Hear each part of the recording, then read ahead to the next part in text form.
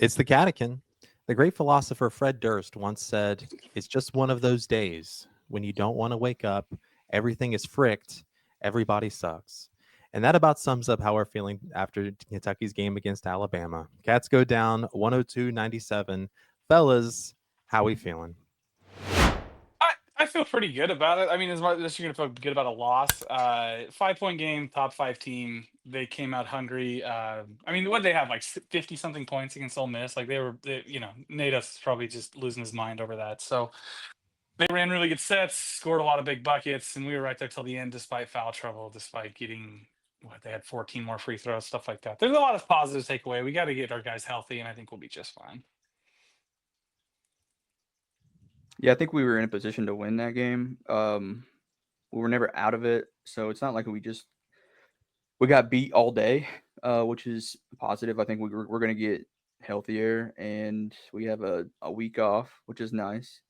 Um, yeah, I mean, there's positives to take for sure. Mr. Otega Owe is Mr. Consistency, which is nice. Can always rely on him. But yeah, still sucks to lose at home. Yeah,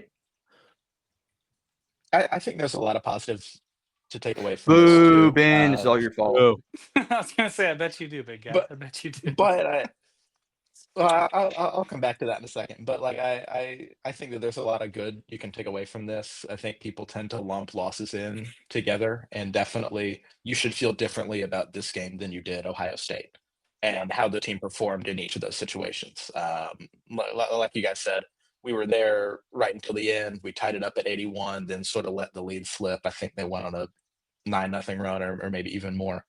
But then we got right back into it. I mean, people are sitting there saying, "Oh, it's over with 5 minutes Who's to go, they, 6 minutes though? to go." People in the burner. I mean, but it's Twitter. ridiculous because we're if you're down six, you're two possessions away conceivably. So it's frustrating to see that. Frustrating to see people sort of give up halfway through the game, in my mind. But I think it was, like I said, a lot of positives to take away. I liked a lot of the stuff I was seeing, especially midway through the first half. When it came to nut cutting time in the second, we had some open looks that if they go down, this game probably looks a lot different by the end of it. Shots didn't go in, and then the shots that Alabama needed to make, they did. That's basketball. So, not a whole lot to take away from it, other than I think this team has proven time and time again they can play with anyone. Because if you can Yeah. play with Alabama the way they're playing today, I don't ever think that we're going to get into a game this season, and I don't think that we can play with whichever team we go up against, which is encouraging because I haven't always felt that way about our teams in previous years. So it stinks to drop one, but this isn't one to hang your head after a Ohio State loss or something like No, that. and losing at home always sucks worse. Like I hate it. Like it always bugs me. But this is like now having seen him play Duke. We know who this team. We know this team, like you said, can play with anybody. And there's going to be no surprise. You played that's what two of the, every time you see those tier lists, it's outside of Auburn and Tennessee. Like you basically played the gambit and you played well in those games. So I think it's really, and the team's beat up. And I was really wanted to say like there was that point. Now, if we'd have come back and won, that'd have been really huge. But I think Ortega just like refused to let the game get out of hand. He scores, I think it was a three, gets the inbound still, lays it up, gets fouled, and it brought him right back in the game. But when you've got guys like that on the floor, even on tough nights, they're always going to have a chance. So I really liked a lot of what I saw. It was tough, man. I feel like everybody had so many fouls too, except BG. He didn't get a single foul. Wow. Okay, but everyone There else was got them. one. BBG was the highlight, in my opinion. Yeah, there Say was again? one wide open BG3 that I thought was going in for sure, but it rimmed out. The one that would have taken the lead, right, when they're done two. Yeah, Yeah. I thought it was cash. I was already up. I was ready. We still there got was our daily. I think an Ansley one too, where it just looked money wide open, just didn't go down, Mhm. and that's the A- game. and a Perry one. Yes, Oh, that Perry one. You could tell he hesitated just a tiny, tiny bit. Like that's a huge moment in the corner. The building's still in place because it didn't go down. Honestly, we might have had a national emergency if that one went down. Man, I love me some Travis Perry, but Kentucky loves Travis Perry. I think the part of the game where we really could have taken it to them and probably shut the door was at, I think, under 5 in the first half.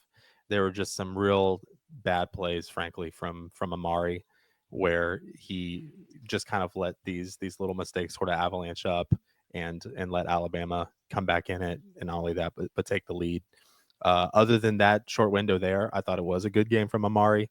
It's just we didn't capitalize on a lot of these opportunities late to at least break even, and we let Alabama go on a run to take the lead before the half. But then we fought back in the second and took the lead again. But I felt like we really could have hit the gas there. Yeah, I thought Amari again was. Go ahead. Go ahead.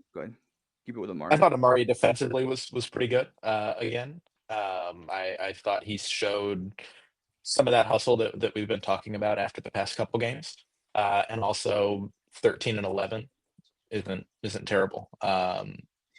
He picked up a ton of fouls, but so did everybody. I mean, that's just the way they called this game. Grant Nelson got fouled every time he touched the ball, apparently. No matter if he's pushing off, it's your fault. So that's frustrating. But yeah, I thought I like this hustle that we've seen from Amari, and I'm happy to see that continue. Yeah, Amari definitely felt like he like the body language issues and stuff that people were talking about with Amari, all that's like dead and gone in this game, especially. I mean, so we had 2 of our starting 5 foul out, and then 4 of 5 have at least 4 fouls. That's rough. Defensively, I don't think we got to play the game that we would like to play. I mean, offensively, you score 97 points, you should win a game. Now, Yeah. defensively, it felt like, I mean, they went on runs where we just we ended up not being as aggressive defensively as we would usually be.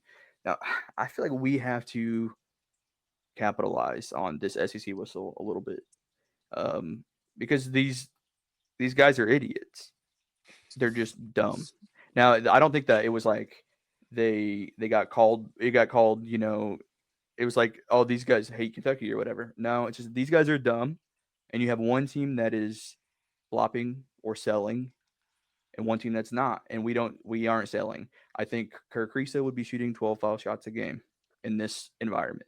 I think that all of his, he's trying to take a charge, all early in the season. I feel like he would be getting 2 or 3 of those a game right now, and we need to sell it a little bit better. Not Amari. Lamont gets mauled every single game. I mean, and he's hurting because of it. We need this like bye week sort of thing, help for the health, and we also need, I think, to kind of just play to the SEC whistle. I mean, it's not going to be an SEC whistle in March, so Yeah. I think the health will be the biggest thing too. And like you said, I mean, selling the car, I'm never going to advocate flopping though. Because I don't even know that. I'm not talking about flopping. I'm talking about good salesmanship. Okay, like Sears today, was he flopping, or was he did he sell that foul on that 3? I flopped on the 3. Okay, yeah. I don't think it was as bad as the dude in the Georgia game who literally didn't get touched. Well, nobody was would. underneath him, and you he just wouldn't fell think in. it was bad, Ben. You wouldn't. Yeah. That guy got sniped though. The kid from Georgia, like nobody was near him, so that was from a distance. He got shot. Yeah. So no, I get what you're saying. I mean, still a 5-point loss to the number 4 team in the country. Like I think, and a team. I think the difference was that we're health issues aside, that's a team that's been there. This team, none of these guys outside of Butler have really been there. In late in big time environments like this, truthfully, like there's been a few this year, but it's still new. It's still not, again, Final Four experience. It does matter as this team, and it was a good game, and Nelson was due. I think he'd only scored 22 points over the last like 3 games, single digits all 3. I mean, frankly, he looked terrible. And then he looks like Travis Perry, and believe it or not, he plays great at Rupp. So maybe there's something to it. Who knows? In the first half, we were kind of lagging off him a little bit, which let him get these open looks. We were going under on screens on him. He still ended up 2 for 7, so I see why. But yeah, I mean, but no, again, in the beginning, he was cash, and I think it ended up being a kind of a flaw in the game plan because he did hit some stuff he hadn't been hitting, and you know, I don't know, I didn't watch the last three Alabama games, but I would imagine wasn't very good if he only scored 22 total and he got 25 denied. He looked pretty good. Well, And you can't game plan for everything, so you're gonna have to. Well, you leave got to pick your spots at some some point. stuff. Yeah, it's a trend. Like it's Yeah. it's a good. I'm not faulting Pope for it. It's just, you know, I think they kind of said if someone's going to beat us, it's going to be him, and he kind of did a little bit. Yep. I do think seeing people talk about this, that people had the perception that he's a bum or something, but this season he's had games with 22, 23, 17, 23, 17. I mean, he 25 is his season high, but only barely. It's not like he is some nobody that came in and just went off against us. He's a pretty good player. No, And I agree. and he played well and he got every call. Yeah. That he did. Yeah. The wing defense, I think, today is what ended up killing us. It's just, and when you had Jackson get 4 fouls and Owe get fouled out, it's like those are our two best defenders on that direction. And Almanor get 4. Yeah. Yeah. Well, yeah. And he's not necessarily like a lockdown defender. Right. And neither is Kobe Brea. So it's like we ended up having, you know, our best defenders having to play off a little bit because they were just in foul trouble like immediately, it felt like. And then yeah, I mean, and this is obviously one of the best offensive teams in the country. Yeah. Ridiculous. I mean, Alabama is, these are two heavyweight offenses. But we still were in this game. Like, a lot of things went wrong. We could have won this game. Oh yeah. And that's coaching. That's your coach being able to go get you a bucket. Drew up some good plays off timeouts, you know. But yeah, Lamont's hurt, Carr hurt, and everything kind of just sucked this morning. So I liked the defense for the most part, and especially starting off the game in the first half. We were taking it to them. We were pushing them, you know, past the line. We were all up on them, and even when they would make a shot, and even if they got the offensive rebound, we were recovering well. All this stuff, we would kind of hit lulls at certain points of it, and Alabama will capitalize on that, and they'll make you pay for it. If we ever got a game where we locked in maybe 80 or 90% of the time, we're looking really good. But when this team goes on runs, they can be dangerous. Actually, that applies to both teams. Yeah. Yeah, I was gonna say they actually kind of had, I mean, very different ways of going about it, but it ends up being kind of, you know, two shades of the same color. They both score the ball really well, have really good moments defensively, get schematically, like, you know, some of the stuff Oates ran offensively was really, really good. What I really liked though is Pope countered with how the post defended on Nelson when he come around the screens. He'd have him sag off a little bit. He got a couple blocks from behind at the rim. They kind of they you know, adapted and still scored it well in the paint, but it seemed like a really high level coaching matchup too. I think Oates is really good offensively. Some of those sets are unbelievable, but I thought we played well enough to win. And you know, had Carr looked like he was barely able to breathe half the time, and he was still out there, you know, trying to put in good work. So we'll see him again, and you know, maybe a couple times. Who knows? well, yeah, I'm pretty sure Nelson only scored like 6 in the second half. So like defensively, the second half adjustments, whatever that Pope does well, he did do well. It's just also like at a certain point, you can't defend aggressively anymore because you're going to just lose all your best offensive scorers too. So yeah, it's hard to say. Like it is weird to be like, I found good defensive takeaways, even though they scored 102 points. But Right. there is, and it's also like surprising to me that we were able to put up 97 and not capitalize on having to soften their defense up with ticky tack foul type stuff like they did. That was the game plan for them. It worked. And they hit 13 more free throws. That's crazy. We had almost everybody in double figures too. Everybody except for Carr, who's hurt, and Perry. Yeah.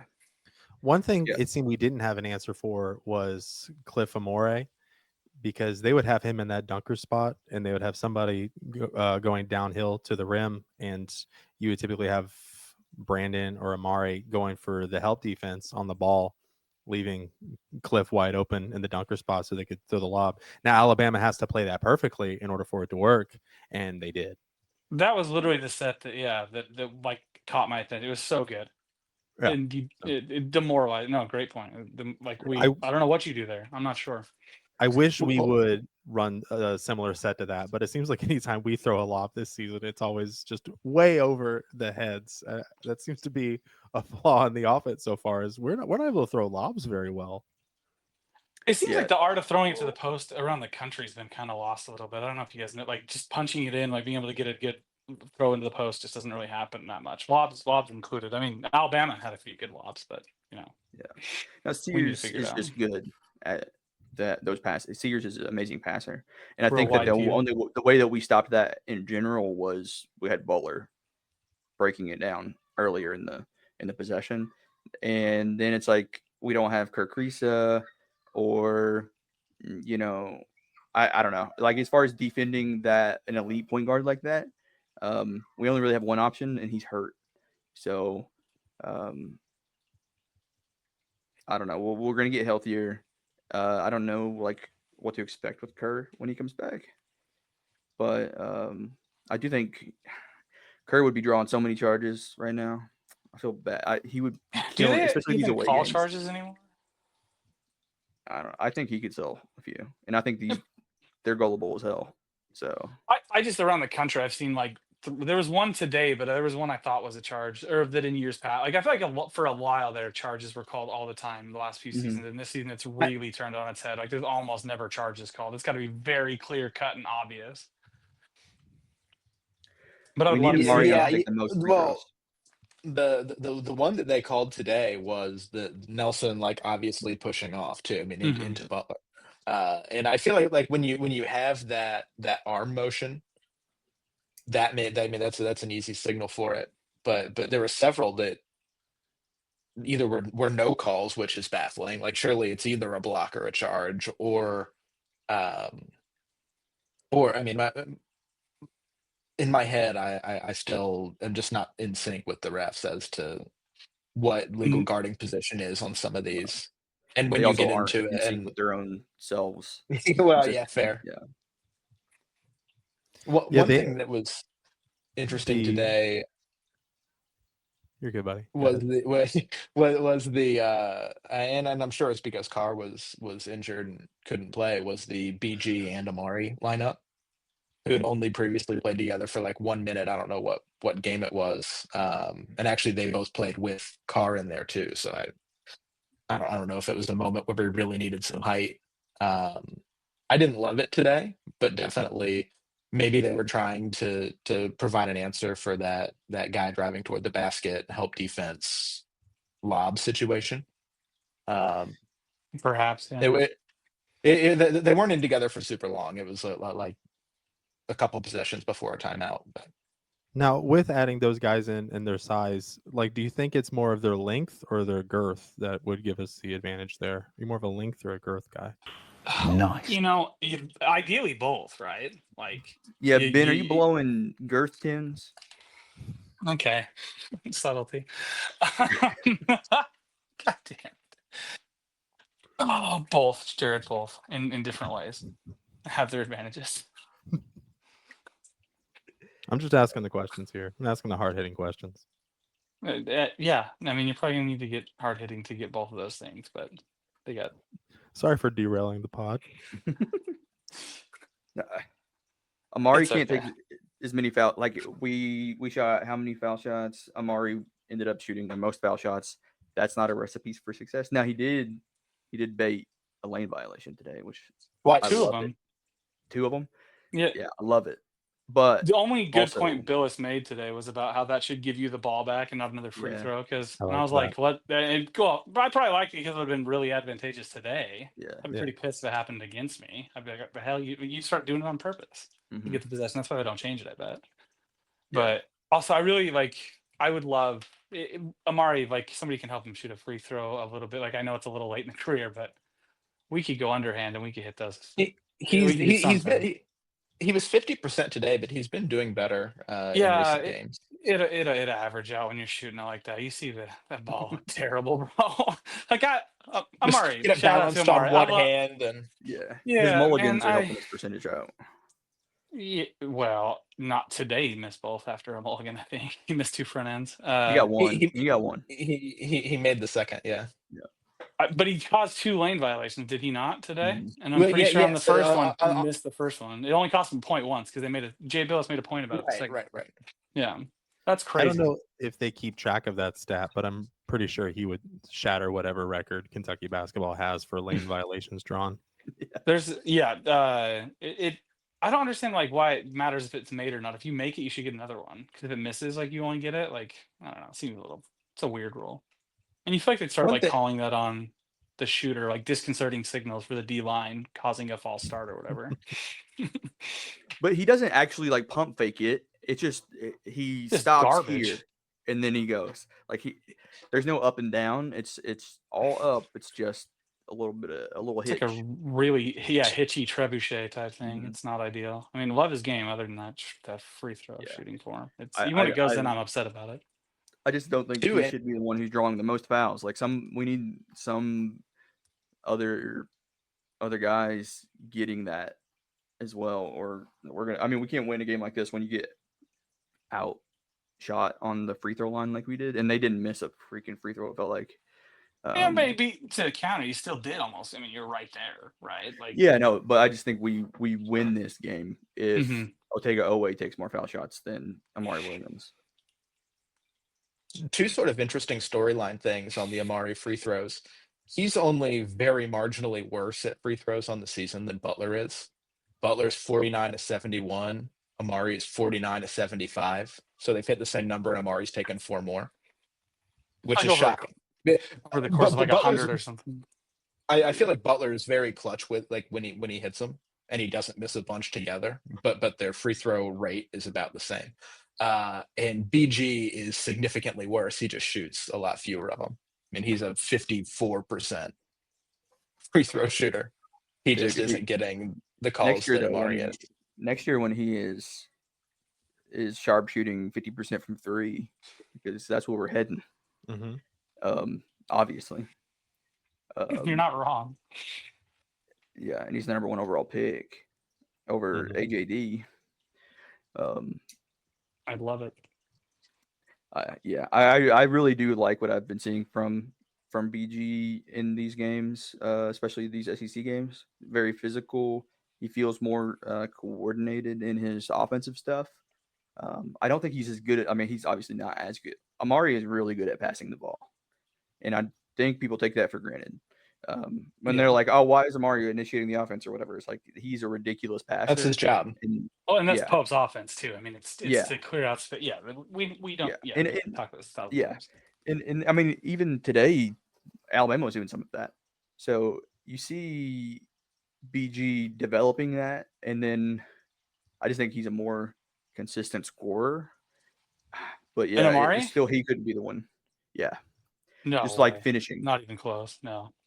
You don't think so? BG's so raw, dude. Like BG's got way higher ceiling, I think, but he's still like. There's a reason that a half of broken Andrew Carr is getting minutes over giving more to Brandon. Brandon's very much improved, but he's still got it. If he develops the game inside that Amari has, he will be in the NBA. I mean, Brandon had the highest plus minus today. Yeah, it's a garbage stat. That's probably why. Yeah. Hey, I will say BG had 11, 6, and 5. That's pretty good. No turnovers. And so often, and in recent games, Amari's been better, but so often I've just been screaming at the TV for Amari to dunk it instead of kind of falling away, trying to shoot off the glass. It's fair. And BG dunks it.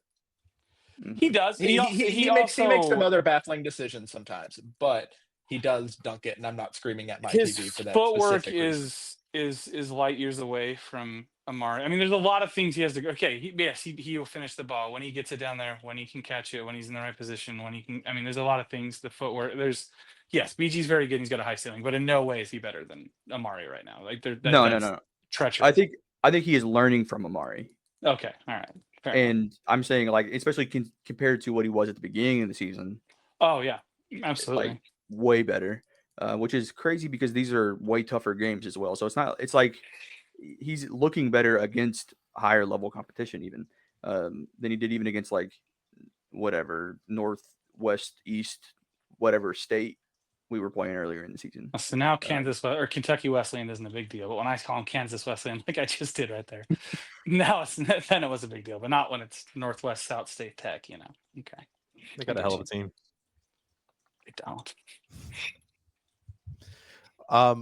So Alabama had 7 more 3-point attempts than we did, and I feel like people would say that that's what the game came down to then, but there weren't a lot more quality of these 3-point attempts because some of them they were barely passing half court and we just weren't guarding them there and they took it, which would be huge if they made it, but I don't know if that's the most quality shot. So I don't really even know the point I'm going for there. I don't.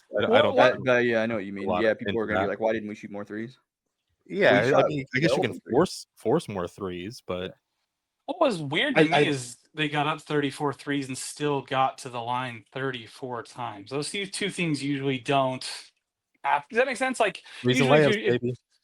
Yeah, I get it. Well, and honestly, I understand that everyone thinks, or that Billis thinks that Nate Oates invented twos or layups and threes, but like it's modern basketball, buddy. Like relax. Like I understand Nate Oates doesn't like a jumper, but chill, bro. The donut's glazed far enough. Like I think that people will forget the foul disparity because it kind of closed up at the end. I think Always we ended does. up with four more than they did, but Mhm. the timing and context around those fouls is such a huge difference, especially when we were sitting there having them in the double bonus and they had 2.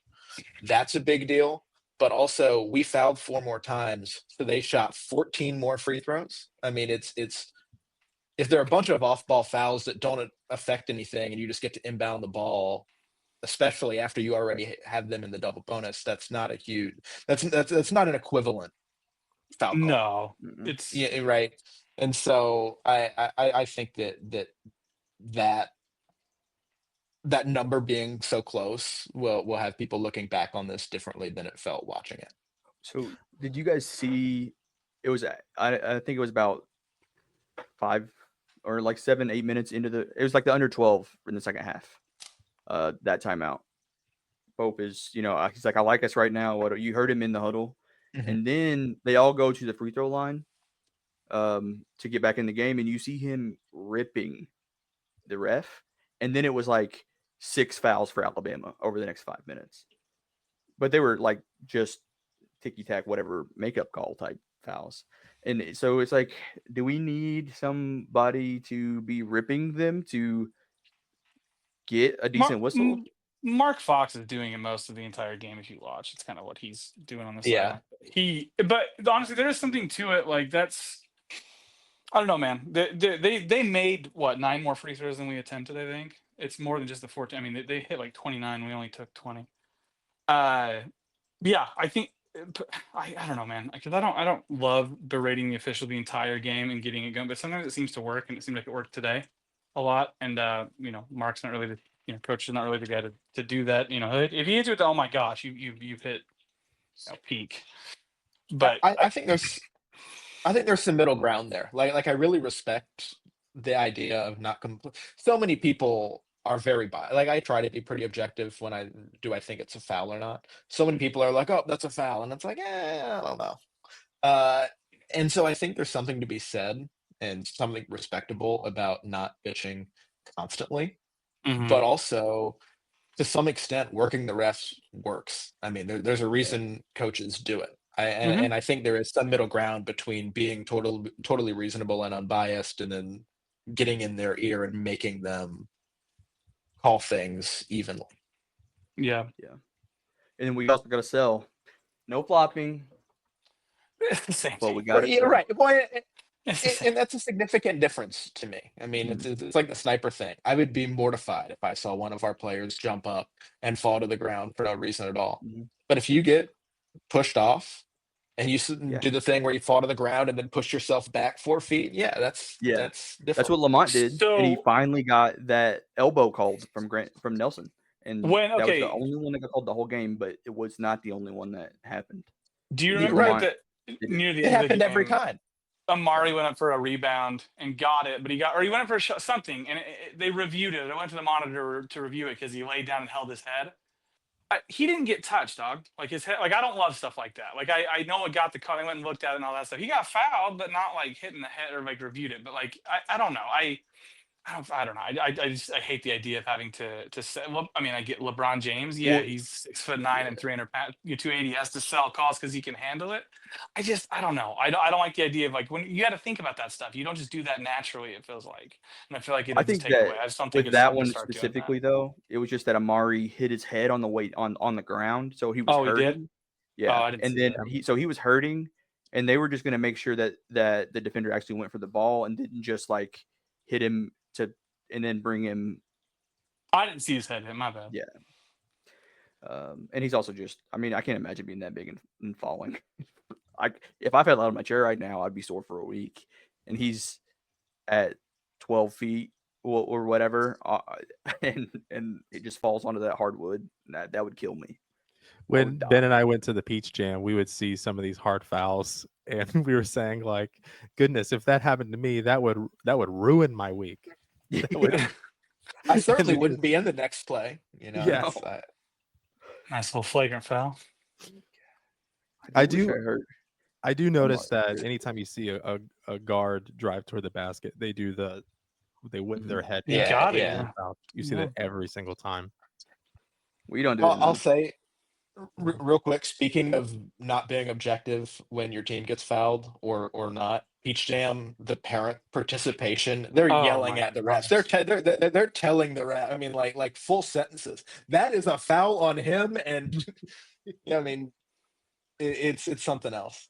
I love AAU basketball. I know it's a little different, but that's Well, losing at home sucks. I still think we are a good team. Still like us. We're going to be healthy. We play Vandy at Vandy. Mm-hmm. Yep. We own Nashville. Let's just go get right, take some ice baths, and just tear them up. We got Tennessee and Arkansas after that. That'll be fun. All right, what guys. a trap game that is. Jeez. Yeah, got to win at Vandy, man. That's a It's a tough place to play. It's just a weird the place. arena sucks. Yeah, like just don't. I don't like how they do their whole setup too. I hate watching games there. Yeah, it's really bizarre. And we get a rematch with Alabama too. Wait. February 22nd. Yeah. In Tuscaloosa. I might go to that one, actually. Now, did you guys see there was like an entire like 2 possessions where they had that camera angle from the goal? Yes. I hate that. The 2K angle. It's awful. I can't stand it. Yeah. Oh my! I was yelling at my TV more about that than I was about the insane officiating. It was making me like motion sick trying to watch that. Just look away.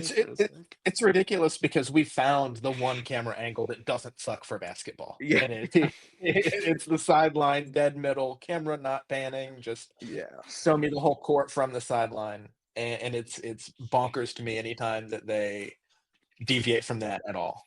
Especially when the game is actually happening. Yeah. Right. Sometimes during the tournament, they do one where it's like from the corner of where the scorer's table is. Yeah. And you're seeing it from an angle. It's the worst. Especially when your team's like losing early and you're like, the hell is this? The highlight reels after. Just keep that footage. I used to get superstitious because I swear when they would go to that scorer's table angle, Kentucky would always miss their shots. And I'd be like, you're jinxing us. Switch it back. Okay, I'm not nearly as crazy as I thought I was, because that's all same. Yeah, for sure. Okay. No, Billis loves saying stuff to jinx the next possession. Like, this guy's never missed a free throw all year. I was like hoping every time that he one would says have gone in something our like favor. that, It didn't, though. I'm gonna have to mute this guy. I mean, first off, Billis is a Duke Glazer, so I'm not into it anyway. But then it's like he's also like it's almost purposeful. Like he wants to cause jinxes. As if you wouldn't do the exact same thing, though. Like, absolutely. Yeah, there you go. Okay, as long as you acknowledge you can complain, that's fine. Go ahead. Carry on, sir. there are some commentators who like acknowledge the announcer jinx and apologize and realize that they blew it. I've never seen one that seeks out the announcer jinx quite like they both. I'm talking And I about a perfect game every second of every and baseball game I'd ever I commentate. don't think it's he's a Duke guy and doesn't like Kentucky, so he's going to try. It's just like any game he's calling, he's like actively like, all right, what streak can I blow now? Yeah, he's very antagonistic as an announcer. Dickie V's coming back. Yeah, That's awesome, baby. Yeah, that'll be great. Yeah. All right, guys. Any closing thoughts? I don't know if we're Who's coming back taking- midweek or not for some midweek vibes. But Yeah, I think we should. Maybe some recruiting vibes. yeah, maybe. Who's winning tonight? The Chiefs or the Texans? Who do you think? I think the Chiefs. I'm a Titans fan, so mostly I just want the Texans to lose, it's gonna be weird to want the Chiefs to win. But where I'm There's at. no way I feel like they have the Chiefs lose in that first round. I just don't see that. The script's not written that way. I'd love to see it. I'd love to see I'd it. love to. Yeah, it'd be great. 2 weeks but off? have you seen this? It'll be cold. You know, after CJ Stroud kind of sucked this year, for him to I think that they could have already set the script to where the Texans have a Cinderella year. But now it's like, is this really believable? Because CJ Stroud you get kind of bad. podcast Stroud, you're not going to win. But if you get CJ Stroud, you'll win. Caleb, as a Titans fan, I have a question for you. Titans have the number 1 pick. Would you trade the number 1 pick for the Cowboys' first round pick in Dak Prescott? No. Well, that's a great question. Why not? No way. Dak Prescott would get killed behind our line. So you want to do Shedeur instead, or what? No, I want Cam Ward. Okay, Cam so you Ward want him. He might even be as good as Dak Prescott in the NFL. You're right. That's fair. Well, I mean, maybe. The thing is Yes. like I don't want to give up any more draft capital. What's their draft pick? What's Dallas' draft pick? Like teens. I don't know. Every bit as good in the NFL. No, you make that trade every single day of the week. I just don't think we're going to be in a position to draft the number 1 overall pick very often. And I think Cam Ward he's very soft in the pocket. I've been a big Cam Ward guy since he was at Ward. They got 12. Dallas has the number 12 pick. 12. So Okay. for I mean, we wouldn't be able to Dak. get a good. There's no good offensive lineman, and then and by that point, I think all of the defensive blue chip guys are gone anyway. If we could get CeeDee Lamb, then yeah. I don't know if that's happening. I could would just take see CeeDee Lamb and some whatever QB3 at pick 12. I could see Prime going to Dallas and then trying to trade for number 1 for Shedeur. I think he's trying to change for number 2 because I don't think Shedeur's the number 1 overall pick. I think Cam Ward Dak to Cleveland would be fun. a lot better of a value for pick, at least. I think Shedeur is going to be pretty decent in the NFL. I think people hate Shedeur because he's, it's a circus or whatever. But I think Cam Ward has the way that the NFL works now and his ball placement and then how soft he is in the pocket. That's what killed Will Levis. He is not soft in the pocket. He's hard in the pocket. He's hard. He's rock hard. He's been hard in the pocket. Yeah. You can't even see it. I'm a Cam Ward guy. If they don't, think that's the. Never mind. Go ahead. I'm gonna let you. I think that whatever we do is going to be wrong because it's the Titans and I'm cursed and I should go back in time and punch 6-year-old me in the face before letting him pick the Tennessee Titans as his favorite football team. Yeah, I don't know. Cam Ward's the next Anthony Richardson, in my opinion, bro. I don't like that pick at all. No. He's so much better at. He puts the ball. He is so much better at throwing the ball. All right. He's also not just nearly as athletic, like running wise. I don't think he's gonna be a running quarterback. I just think that he's got the boxer slide off type of softness to him in the pocket, which is so important when in today's NFL where offensive lines are just constantly outmatched. Shadur everybody played finds behind one out. of the worst O lines for the last 2 years and thrives pretty Yeah, well. he got I think sacked that more than he's your anybody. yeah. got He held sacked onto the so ball a much. while. Too. Yeah, what is he? Why do you think that is? You think Joe Burrow a bad quarterback because he gets sacked all the time, or is it a bad O He line? didn't though. No, Joe Burrow didn't get but sacked Joe 9 Burrow times in the in Super Bowl. college. Yeah, but I'm I'm saying in the saying, NFL. but he also That's what we're talking about, right? We're not getting he drafted to should have college. gotten sacked twice as much. But he's soft in the pocket. Joe Burrow is smooth with it. Right. So I'm saying, okay, never mind. Forget it. Yep. Have I fun just with don't Cam think Ward super in Tennessee. smooth. I think Just that's a have match the made in Titans tank football and then hell. Titans tank, get number 1 next year. Zach Calzada, number 1 overall pick. Yeah. They're going to be That's, really that's happy what I'm about hearing. Yeah. that. Yeah. Nico, source. I'm gonna give you up or whatever. Dude, I would lose my mind if we picked the Vol quarterback. Yeah, I already hate Tennessee fans. Tennessee Titans fans because they're Well, all why are Tennessee you a fans. Titan fan? How did that happen? You Because just I chose grew up them an hour and a half from Nashville. I mean, fair, I guess. And the Bengals, were the Bengals. So it's not like my 2 geographic picks. What you mean by that? It were just the Bengals were until they got Burrow. Being a Bengals fan is probably the worst fandom in Yeah, it football. sucks. Yeah, They had Ocho Cinco for a while to be happy with, fun. and that was like it. Yeah. we had Andy Dalton, AJ Green. Really good regular season teams. Yeah, just don't worry about any January football in the Queen City. Don't worry about it. We weren't. All right, guys. Well, I think that's it, right? Yeah, so there's 4 people that watch this. Like, we really appreciate it, though. Let us know what you thought. A lot of videos do terribly. Alabama is a basketball school. You hate Oh, to see it. yeah, they're trash in football. But they had the first 17-year-old to lose to Michigan in a bowl game, so that was cool. That's probably a true stat. It 100% is verified, authenticated. Thank you for joining the Catechin. I'm Jared, and for Kale, Braden, and Ben, go Cats. Go Cats. Go Cats.